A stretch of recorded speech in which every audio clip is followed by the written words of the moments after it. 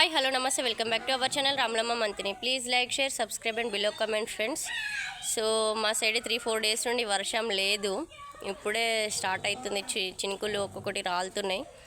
So నేను previous వీడియోలో కలుపు మొక్కల గురించి చెప్పినాను కదా. సో మనం రైతులము పత్తి విత్తనాలు ఇంకా పసుపు మిర్చి పంటలు వేసినప్పుడు కలుపు మొక్కలు అనేవి చాలా అంటే చాలా నష్టం చేస్తాయి. సో అవి ఎంత తొందరగా తీసేస్తే అంత బెస్ట్, ఎందుకంటే భూమిలోని ఖనిజ లవణాలను అవే తీసుకొని మనం నాటిన మొలకలకి ఖనిజ లవణాలు లభించక అవి మొలకెత్తవు, సరిగ్గా పెరగవు, తక్కువ ఎదుగుదలకి ఆస్కారం ఉంటుంది. కాబట్టి ఎప్పుడప్పుడు మనం కలుపు మొక్కలు తీసుకుంటే చాలా బెస్ట్. సో నిన్న చూపించినాను కదా, ఇదంతా గడ్డి ఉండే, సో అంతా క్లీన్ చేసేసినాను ఇంటి ముందు.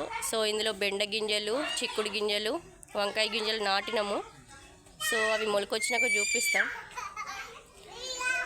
సో అది చెట్లు ఎక్కువ